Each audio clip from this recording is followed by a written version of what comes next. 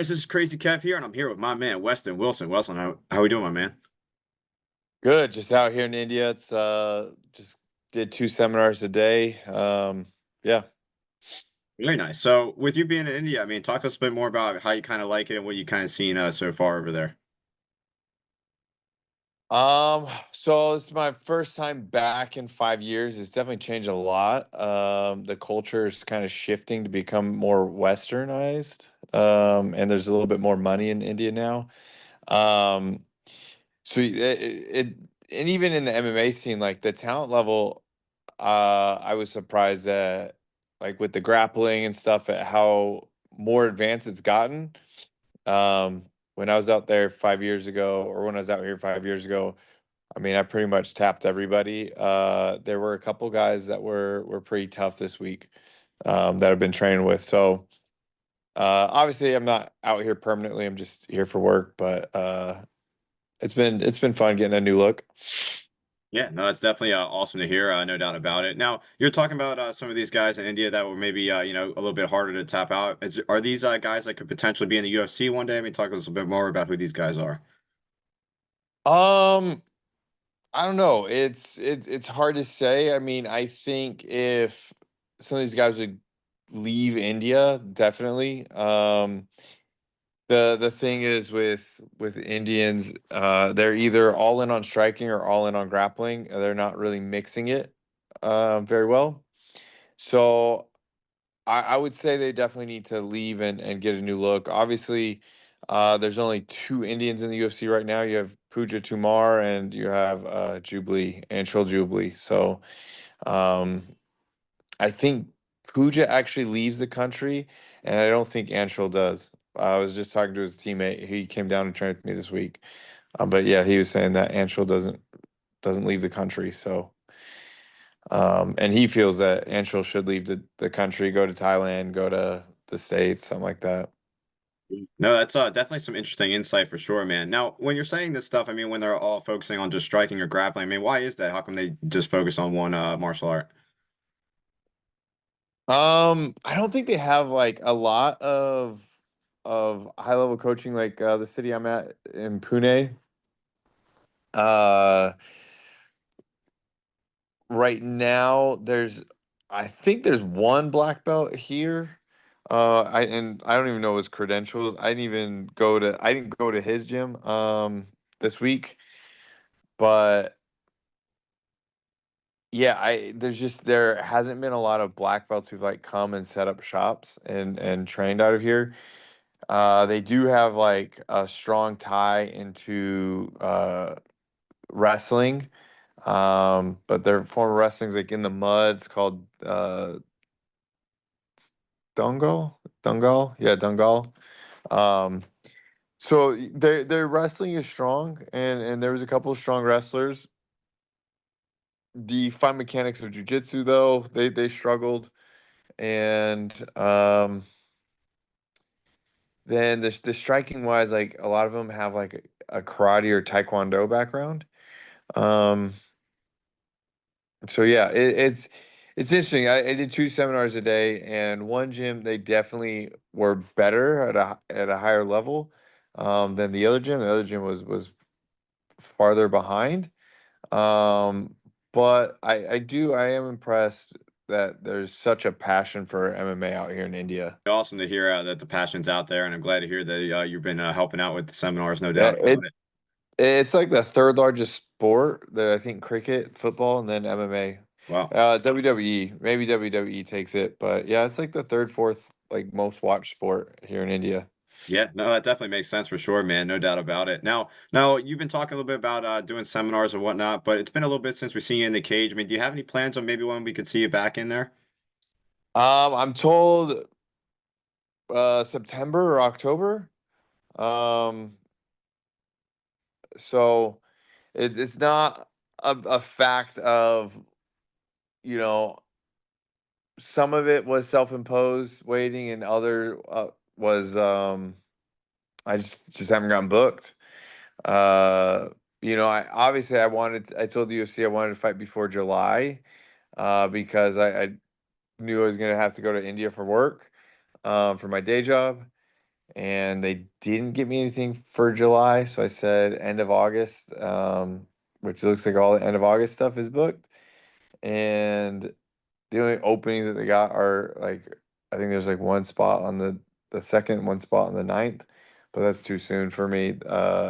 With me being here in India for another week.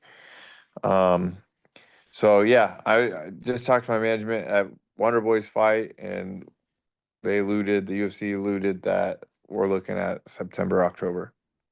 Now, September, October would definitely be pretty cool, no doubt about it. Now, is there any names or anything like that when it comes to opponent wise you'd maybe like to face? Um, yeah, there's a couple guys.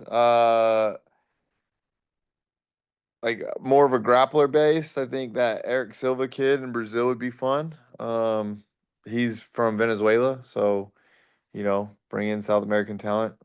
And I started in Brazil, so it'd be fun to go back to Brazil and fight. Uh, there's that Italian kid, Manalo. I don't know his last name, Zaccarini, something like that. Um, he'd be somebody. I did see him in Vegas a couple weeks ago, and I'm quite a bit bigger than that kid. There you go. So those are two like easier fights, but there's some other fights that I don't know. I think would be fun as well. But I want somebody that is more of a grappler. Yeah, no, that's definitely cool to hear, no But doubt about it. Manalo is a striker, I think. But Eric Silva is more of a grappler, and so he'd be a fun one. Yeah, no, he would definitely be pretty cool in Brazil for sure, man. Now, I was definitely definitely want to hear a little bit more about Wonderboy. I mean, talk us a bit more about what you kind of thought about with that fight and that experience as well. Yeah. I thought we won rounds two and three. Definitely. I think it's a tale of somebody trying to finish the fight and somebody just holding on for dear life. Yep. I've also noticed there's been more of a trend. I was surprised that Michael Johnson won. Um, I mean, he should have won, Yeah, right. but there's been this trend where judges are giving the younger fighter these split decision wins, and the older fighters are losing these split decisions.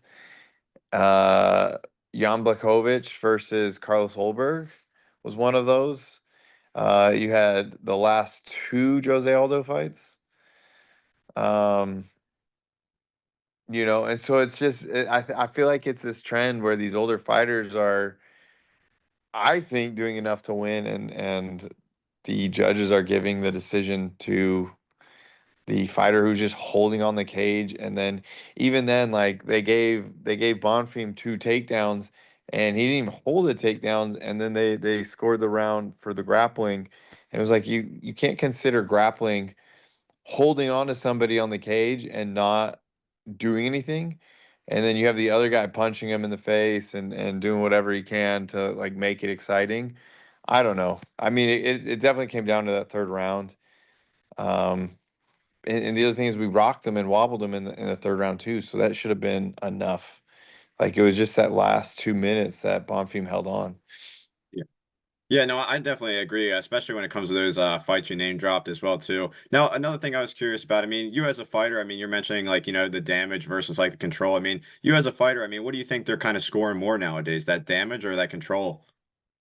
So as the judging criteria is written by the ABC, and I'm very good friends with ABC Vice President Scott Buller.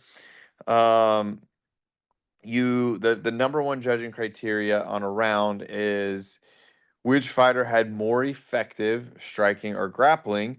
And what is striking or grappling is where was the fight mostly held? Was it on the feet with striking, or was it on the ground with grappling? So that's how you would determine that first judging criteria. And then how you go further into the effective striking criteria is, are you controlling them with your punches? Are you doing damage? Or are your strikes more impactful? Um, so yeah, I don't know. There's just too much areas of gray, shades of gray in the judging criteria, and I don't know. I hate to say this. I like how ONE FC scores because they don't score round by round. It's the cumulative fight. And if you go by like ONE FC's judging criteria, there's no way Wonderboy loses that fight. I definitely would agree when it comes to the ONE FC judging for sure. That's definitely an interesting point of view for sure, no doubt about it. Now, another thing I was curious about as well too. I mean, obviously, with you training and being around Wonderboy, I mean, what's maybe some of your favorite memories that you might have had being around him? Um, yeah, he's a character. We did a party and it was like we pretended we had all these couples from the gym and everything, and we hosted at my house, and everybody kind of drew out of a hat of like a 2000s high school stereotype, and he was emo, and it was pretty awesome. Like uh he looked like a pretty awesome emo kid, and he's funny. And the other thing is like I don't know the way that he teaches my kids and works with my kids at the karate school. He's just a overall fantastic human being, and I don't think we'll ever have another guy like him in the UFC anytime soon. Just inside, outside the cage. Um, I mean, Sage Northcutt is also like one of those very nice fighters, but I don't think Sage Northcutt had the skill and like the just that warrior mentality that Wonderboy has. Like you see him in those fights and he survives the hard fights, the hard damage, and he doesn't show if he's hurt, you know. Like you look at the Tyron Woodley fight where he got dropped and then choked and he survived and then came back to I don't know. I felt like he won that fight too. Like you don't see guys like that that are that nice and also that tough. Um, and so yeah, he's awesome. He's an amazing, inspirational person. He's definitely awesome, no doubt about it. I'm actually a Taekwondo instructor myself, so watching like his YouTube videos and seeing him do like the after school program, picking the kids up on the bus and like doing similar stuff that I do on a daily basis is just pretty cool to see that he was like so close to the belt, like you said, and just kind of all the cool experiences with Wonderboy, no doubt about it. Yeah, yeah. I mean, the guy people think like he's a full time fighter. It's like no, he's running the school. That guy is in the gym from 10 until 9:30. Wow. 10 a.m. to 10, sometimes 11 until 9:30 at night, and he's driving a bus from 1 until 3, and then he's teaching from 4 until 8, and then working out from 8 until 9:30. It's definitely incredible to see, his journey in the UFC, and it's definitely awesome to see that he has a successful gym on top of it, no doubt about it. Now, another thing I was curious about as well, too, man. I mean, obviously, your first couple fights, you had some pretty tough matches with Brito and Gene Silva. Now, with Gene Silva being the main event with UFC Noche, what's kind of your prediction with that fight with him versus Diego Lopes? Yeah, so I obviously when I fought Gene Silva, like people knew that he was good and they all knew the fight nerds were good, but I'll tell you, there was no fight footage on that guy whatsoever. You had the Dana White Contender Series fight, not a lot to go off of. Then there was like one fight from like 10 years ago on YouTube. Um, Once again, not a lot to go off of. So now that I've seen Gene fight, I've been able to kind of game plan how I would rematch it against them. There's some things I would do very, very, very different. Um, and so I sent those notes actually to Diego Lopez. We both have the same manager. And so they were talking to me about that fight. So I basically broke down, the notes.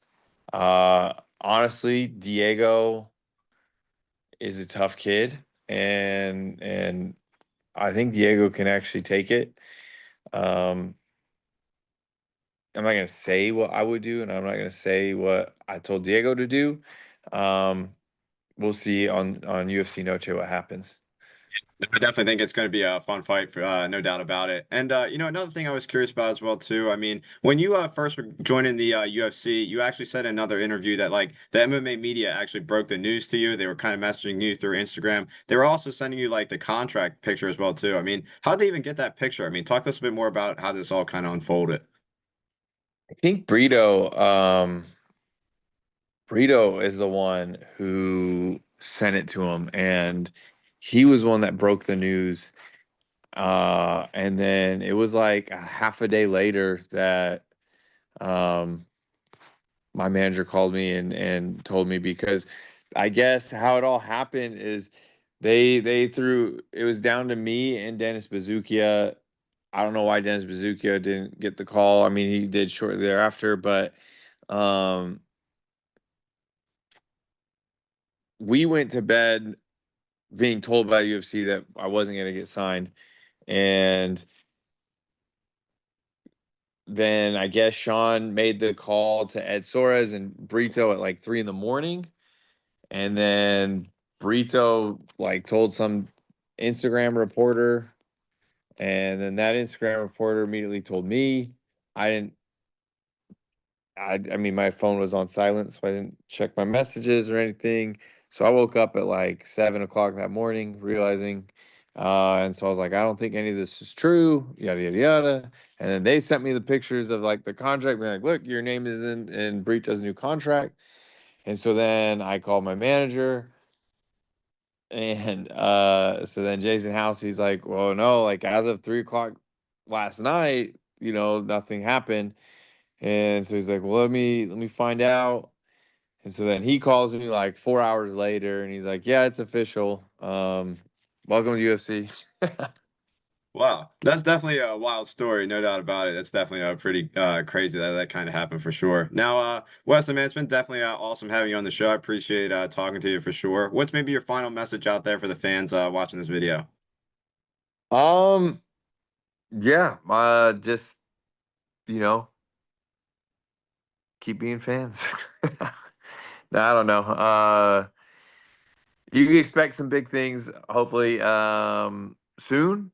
And this past year that I've been waiting to fight, we have gotten to train a lot, change some things, and so hopefully we'll be seeing that building on that success that we had in the Jekka fight, and we'll see continued success, just that constant building and improvement, and so yeah, look out for it.